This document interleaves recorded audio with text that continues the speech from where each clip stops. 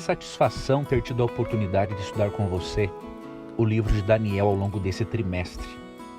E hoje vamos finalizar o nosso estudo dos 12 capítulos de Daniel. E vamos encerrar esse estudo, diríamos assim, com chave de ouro, porque vamos compreender algo mais da atuação de Deus na história em conduzir o seu povo no conhecimento do livro de Daniel e no preparo para a volta de Jesus Cristo. Vou explicar para você hoje os versos 11 a 13 de Daniel, que se constituem na finalização do livro. E eu tenho certeza que você vai adquirir uma compreensão muito ampla e que o assunto que você vai compreender será muito agradável do ponto de vista bíblico, histórico. Então preste atenção, porque vamos finalizar o nosso estudo de Daniel capítulo 12. Eu vou ler para você os versos 11 a 13. Você poderá ler, se quiser, dos versos 5 ao 13, né? Porque nós já estudamos até o verso 4.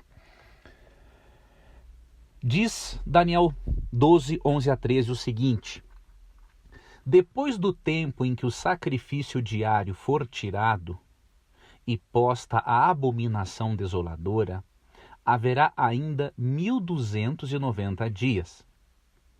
Bem-aventurado o que espera e chega até 1335 dias. Tu, porém, segue o teu caminho até o fim, pois descansarás e ao fim dos dias te levantarás para receber a tua herança. Aqui Deus nos revela duas profecias interessantes, a profecia dos 1290 dias e dos 1335 dias. Nós já estudamos ao longo desse trimestre que em profecias apocalípticas, um dia equivale a um ano. Então, 1260 dias são 1260 anos proféticos. 1290 dias são 1290 anos. E 1335 dias são 1335 anos. Isto apenas em literatura apocalíptica, amigo ouvinte, que nós usamos o princípio dia-ano. Tá? Quando a literatura não é apocalíptica, não há uma razão de fazermos isso, porque a Bíblia não o autoriza. Um dia equivale a um dia normal de 24 horas, mas em profecia apocalíptica, um dia equivale a um ano. Para você entender o que significam os 1290 anos, dias-anos, não é? Ou os 1335 dias-anos, você tem que ter como pressuposto que esses dois períodos de tempo fazem parte do período de tempo dos 1260 dias. O próprio contexto de Daniel 12 mostra isso. Tá? Então, se você ler, por exemplo, o verso 7, ali é dito: o homem vestido de linho, que estava acima das águas do rio, levantou ao céu a mão direita e a mão esquerda. E eu o ouvi jurar por aquele que vive para sempre, e acrescentou: haverá, pois, um tempo, tempos e metade de um tempo. Nós já estudamos que tempo, tempos e metade de um tempo é uma referência aos 1260 dias proféticos. Os 1260 dias proféticos se referem ao período de 1260 anos de domínio papal na Idade Média. Se você perceber no verso 11, é dito que o sacrifício diário seria tirado nesse período. A palavra sacrifício não se encontra no original hebraico. O que existe é o termo diário. Então, no hebraico, Daniel 12:11 diz assim: depois do tempo em que o diário for tirado, ou seja, não se refere apenas à parte sacrificial do antigo santuário, se refere a toda a obra do santuário, ao contínuo ministério no santuário. Então esta profecia dos 1260 anos diz que no período em que o Papa dominasse de 508 a 1798, ou seja, por 1260 anos, o ministério contínuo de Cristo no santuário celestial seria, diríamos assim, negligenciado, as pessoas perderiam o foco, porque este ministério seria substituído pelo sacerdócio humano. E quando menciona ali, no versículo 11, que viria a abominação desoladora, além de se referir à destruição de Jerusalém no ano 70 depois de Cristo, isso aqui é uma referência à abominação desoladora que viria em consequência da substituição do ministério sumo sacerdotal de Cristo pelo ministério sumo sacerdotal, diríamos assim, do sacerdote católico, de Roma papal. E obviamente que isso tem a ver com todo o sistema de contrafação ao ministério sumo sacerdotal de Cristo. Tá? O sacerdócio, confissão auricular, imortalidade natural da alma, mediação dos santos, confessionário, né? Sacrifício da missa. Tudo isso é uma pretensão papal de ser um mediador entre Deus e os homens, sendo que Jesus já é esse mediador. Por que então que a profecia fala de 1290 dias? Já que nós entendemos que esse domínio papal foi por 1260 dias ou 1260 anos. O que acontece, amigo ouvinte aqui, é que o profeta está apenas prolongando a profecia dos 1260 anos. Tá? Ao ele prolongar a profecia dos 1260 anos, ele vai nos levar ao mesmo ponto em que termina os 1260 anos. Vou lhe explicar.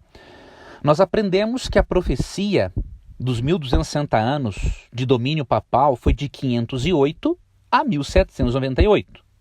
Ok? Então dá um período de 1260 anos. Você vê ali 1290 e quando você soma 1290 com 508, que foi o início do período de domínio papal, por causa do quê? O papado recebeu um grande prestígio político pela conversão, não é? De um rei franco, rei dos francos, chamado Clovis.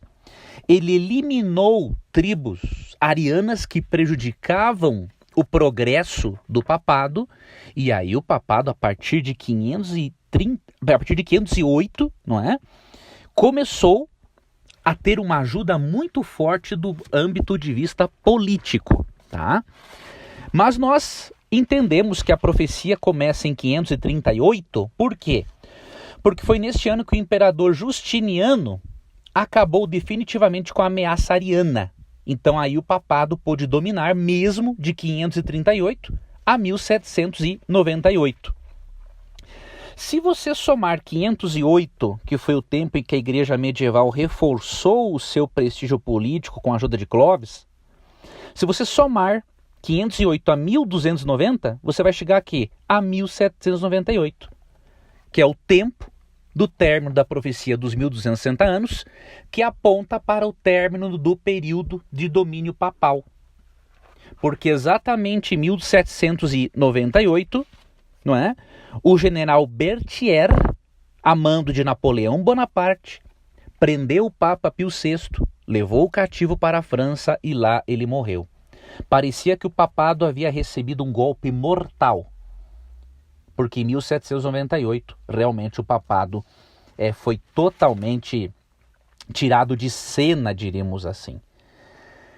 Então você percebe que os 1290 dias, anos aqui, são uma continuação da profecia dos 1260 dias. Tá? Uma ampliação. E os 1335 dias? Olha que interessante. Se você pegar 508, não é? Que foi o período em que a igreja medieval reforçou o seu prestígio político, não é? Com a eliminação de tribos bárbaras. Se você pegar esse 508 e somar, né, com 1833, você vai chegar a que data? 1843. E o texto diz: bem-aventurado aquele que chega a 1335 dias. Ou seja, quando somamos 508 com 1335, chegamos a 1843. E que período foi esse? Foi um período de bem-aventurança, como disse o verso 12. Foi o período em que, logo após a perda do domínio papal, as pessoas passaram a estudar com muita vontade o livro de Daniel. O livro de Daniel que havia sido selado, foi disselado, diríamos assim, por Deus. E muitas pessoas passaram a estudar o livro de Daniel e a entenderem as profecias. Neste período de 1843 e 1844 surgiu um movimento multiconfessional e internacional que apresentou a perspectiva da volta de Jesus e a importância do preparo para a volta de Cristo de uma outra forma.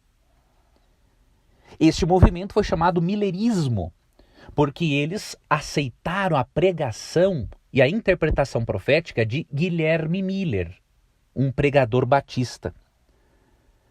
E deste movimento millerita surgiu a Igreja Adventista do Sétimo Dia, surgiu a Novo Tempo, que tem pregado o Evangelho, tem levado a volta de Jesus para muitas pessoas ao redor do mundo.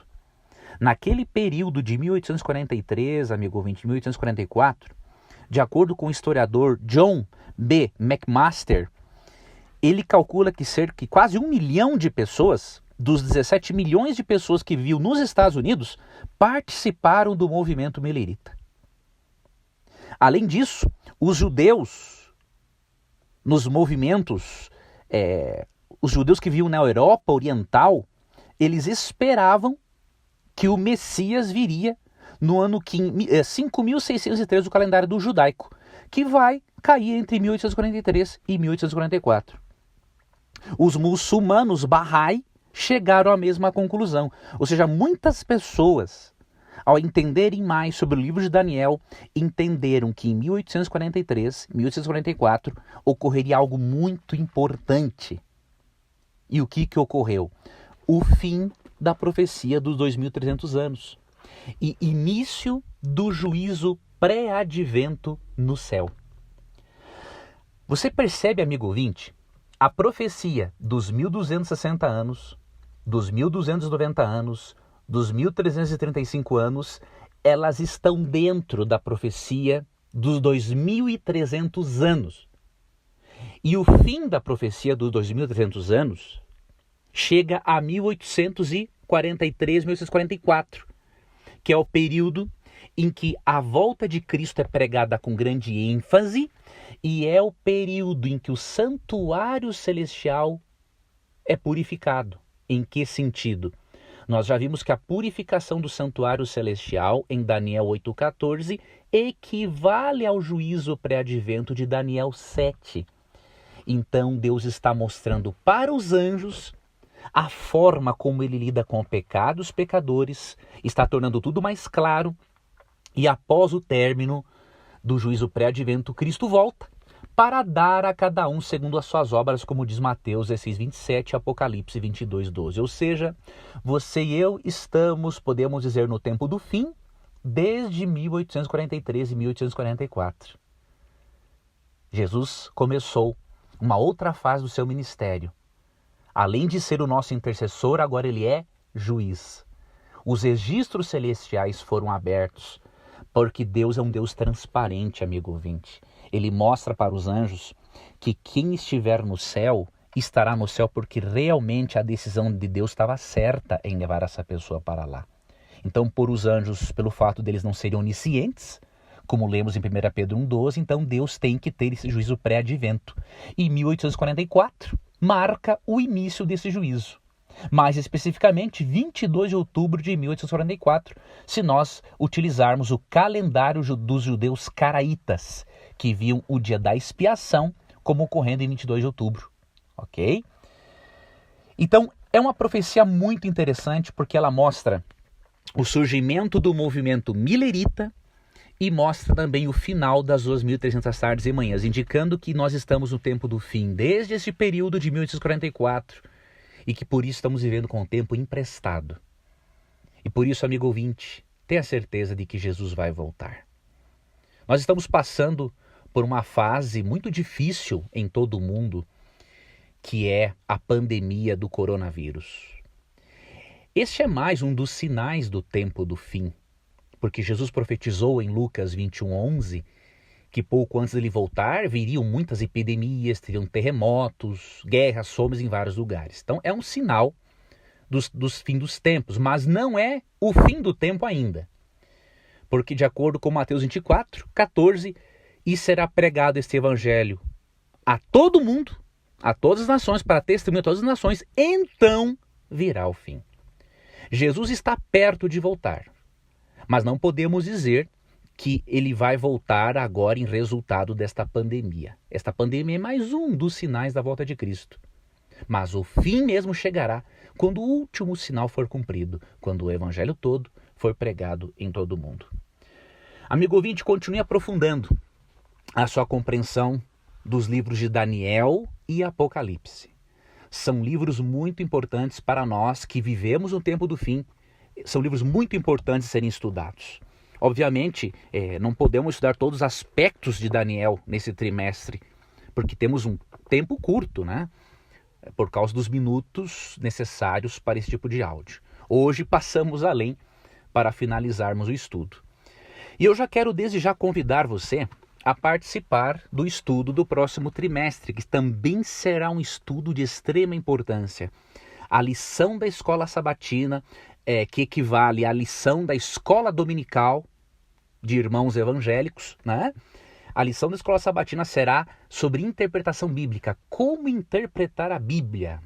Uma lição sobre hermenêutica, que é a ciência que ensina sobre a interpretação do texto. Você não pode deixar de ter o guia de estudos do próximo trimestre e nem de acompanhar os nossos áudios, tá bom? Você vai aprender e muito sobre a forma correta de interpretarmos o texto bíblico. E eu vou aproveitar e deixar para você um link, não é? Nos próximos dias, para você se inscrever para participar do lançamento de um curso que eu estou preparando para mais ou menos daqui uns 4 meses ainda, um curso só sobre interpretação bíblica. Então eu vou deixar para você um link para você se inscrever e fazer parte deste grupo que vai ter informações, vai ter conteúdo, informações sobre o lançamento, tá bom? Que Deus te abençoe, muito obrigado por ter acompanhado o nosso estudo nesse trimestre, que o livro de Daniel tenha reforçado a sua fé em Deus, a sua fé em Jesus e a certeza de que Cristo vai voltar e de que Cristo lhe ama e que Ele está fazendo tudo o que pode para conduzir você com segurança ao caminho da vida eterna.